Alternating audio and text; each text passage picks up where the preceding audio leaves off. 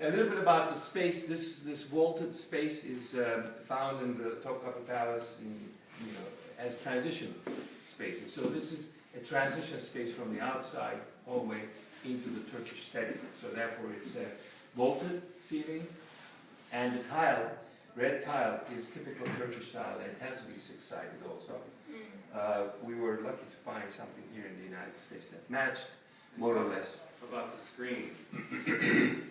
Original design. Before I get to the screen, the door, that's a Kündekari pattern that's been applied to the existing door. And I'll tell you about the Kündekari pattern. And this had a screen of, again, hexagonal openings, covered this part and covered that part. So it would be, again, an opening, a transition from the outside to the inside, because privacy is so important in the Turkish house, which is the model for this room. So the ceiling is a floating ceiling. It doesn't touch the walls. And it's the model is from Emin Hocazade Ahmet Efendi house in Safranbolu. And this is Kündekari, and this is Çıtakari. I like Çıtakari. Çıtakari means they are made out of sticks, and they are nailed on. Now, a little bit about Kündekari.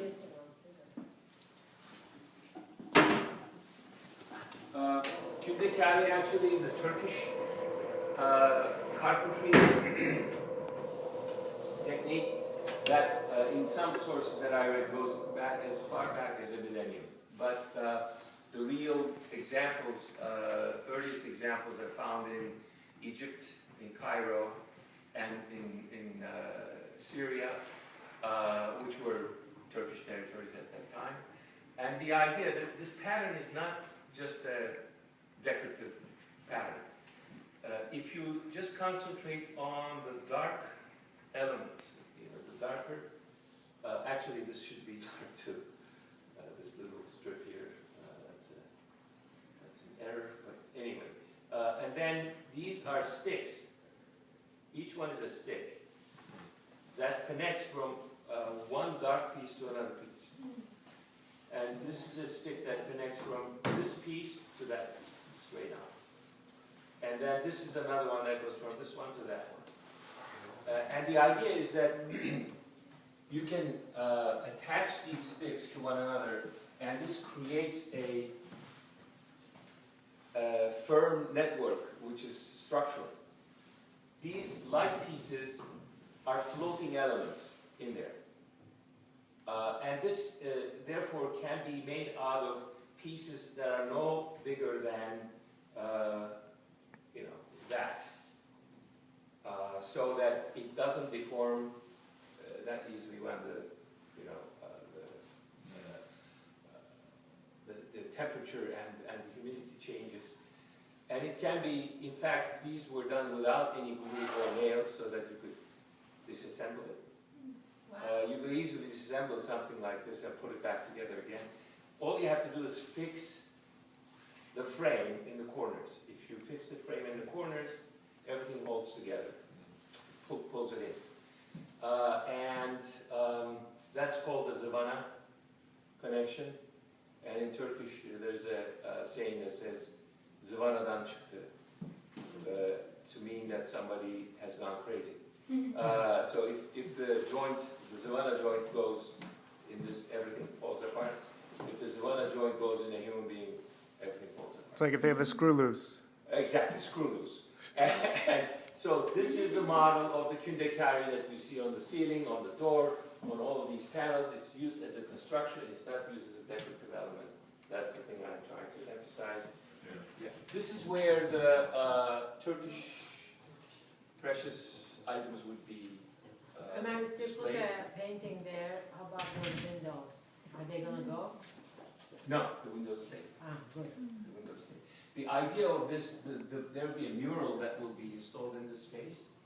And the idea of that comes from the Topkapı Palace. Actually, they have a room like this in Topkapı. Since you have daylight from one side and not from the side walls, this is a technique of creating the impression of outside or daylight. There's lighting in there,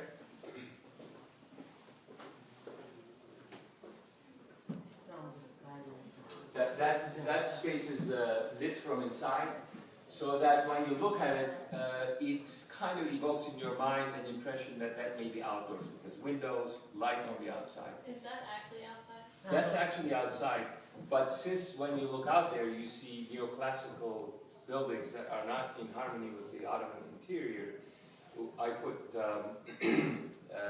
lead glass there so that you don't actually see it. But here, you know, we're going to paint a mural of Istanbul, basically. Here, Bosphorus, this. What is the wood? What type of wood? Is it all different? Yeah, that's a great question. Oak and walnut on the ceiling here, so that there's a contrast, and also oak and walnut over here in the cabin. That's the oak. Matt, how did you choose these colors, these warm colors? These warm colors are from the Emin Hocazade Ahmet Bey mansion in Safranbolu. Oh, The yellows too, most of your. I like the color. I love the color combination. And the blue also. Sometimes you don't force a symmetrical order on something if it naturally wants to be something else. And it wasn't lined up in the center of this and so on. It bugged the architect that I turned this over to no end. They would, you know, they would keep asking me about this. And I said, you know, read Bob Venturi's Contradiction and Complexity book, you know, where you leave some asymmetry, not to be a slave to the classical orders of symmetry and so on. But of course they changed it. But that's not an Ottoman principle, so. Yeah, in all of the Turkish rooms, it's all ad hoc. No symmetry. There are things protruding here and there. For instance, that corner protrudes, that one doesn't. You know, these are the things that I, you know, deep down, I enjoy most about, you know, pulling out some subtle point of asymmetry. You know, balance, general balance of things, but some jarring asymmetry, making things off.